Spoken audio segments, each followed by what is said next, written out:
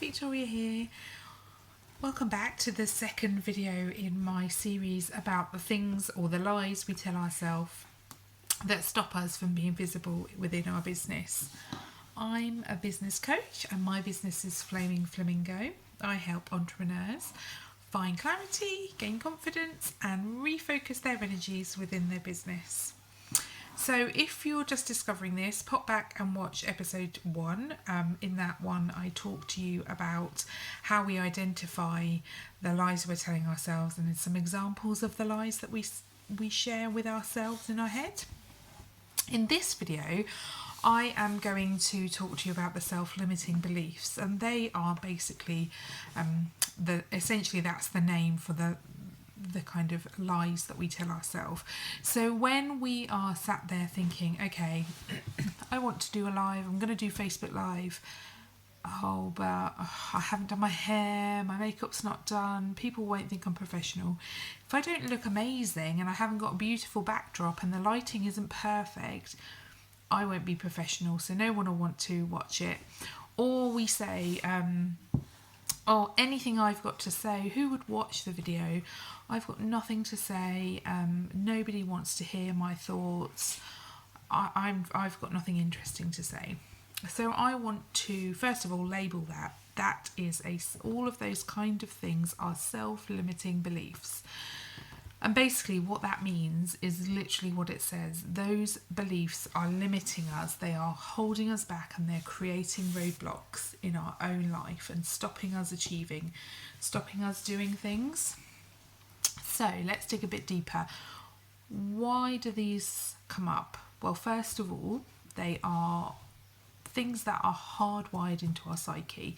So for example, some things that we just innately think are true because we've heard them over and over and over again. Who, when they were a child, might have heard the phrase, money doesn't grow on trees? So therefore, for example, we grow up obviously believing money doesn't grow on trees, money is hard to come by, money is difficult to obtain. It's not necessarily the truth. Obviously, physically, money doesn't grow on trees, but it's not necessarily the truth. However, it puts this block in front of us that makes us believe that it's got to be a struggle to earn money. It's supposed to be difficult. And when we peel back those layers of where does that belief around money come from, we realise it's not something that we genuinely believe to be true for ourselves. It's something that we have just taken on board as a belief, and it's formed part of our belief system. So let's look at some of those things that we say about ourselves. For example, lots of what I hear from my clients is about doing videos and appearing live or appearing on camera and presenting something to their audience. This is usually one of the big roadblocks for female entrepreneurs. They kind of don't want to be visible within the business. They don't want to share themselves live on camera. They don't want to share a video. They don't even want to share photos of themselves. And when I often will ask why, they might say, because I don't like the way I look. I can't be bothered to do a video. I'm going to have to do my hair, have to do my makeup. I'm going to have to check the backdrop because otherwise I won't be professional. And so I say, right there, stop. Why won't you be professional? Where is that belief that professional people look a certain way coming from? Because that's what you're telling yourself. You're telling yourself, in order to be professional, I must look X way. And that's the self-limiting belief. So it's digging back into that. If you find yourself coming up with these blocks that only you are putting in the way, I want you to stop, first of all, and identify it for what it is. So when that thought kind of comes across your mind, stop for a second and say, no, this is just me being my own roadblock. This is a self-limiting belief, or whatever. Some people call it their inner mean girl. Some people will say, just bold about it and say, no, that's bullshit. So you think about what you're going to say to identify those beliefs. And when you've identified it, you need to start to process, okay, where is this coming from? Where does this belief come from? Why do I think, for example, why am I thinking people will not think I'm professional if I don't look a certain way? Where has that come from? Peel it back. Think about where that thought first came from. And then once you've figured that kind of, maybe it's something you've heard, maybe it's something you were told, maybe it's something that you just innately believe. So then we need to do three things. We need to either counteract that belief with something that we know to be the opposite and to be true. We need to dispel that belief completely by kind of facing the fear and doing it anyway. Or we need to disprove it. So, for example, you can counteract sometimes with me when I have these limiting beliefs come in, the feisty part of my personality will come out and counteract it.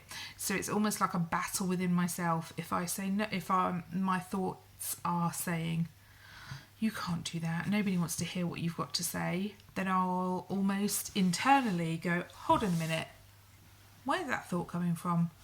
I'm going to prove to you that people want to hear what you've got to say by saying it, and then you'll see how many people listen, how many people comment back, how many people respond and tell you that they've listened to what you have to say. So it's almost counteracting that view, proving yourself wrong. The dispelling basically comes from, often these are the thoughts that we can track back to somebody else planting the seed, and often these come from childhood and from things that our parents' belief system has given us, things that maybe other caregivers in our infancy have just given us their beliefs. They've kind of transformed our belief system by sharing their belief system with us. And it all becomes very hardwired. So sometimes if you have a particular belief, you can track it back and find out, hold on, I don't believe that. I have just picked that up because once my granny said to me, that's not what little girls do. They look pretty and they don't do that. And you've carried that belief forward, and it's just snowballed into this now bigger thing that you're carrying inside that's constantly holding you back. So sometimes being able to track it back to a particular event and labelling it as what it is, saying that's not my belief, I don't believe that, that's just something I was told. The third one I said is about disproving. So again, it's quite like counteracting. Sometimes disproving can be if you're thinking, I don't want to launch that new service because no one's going to buy it.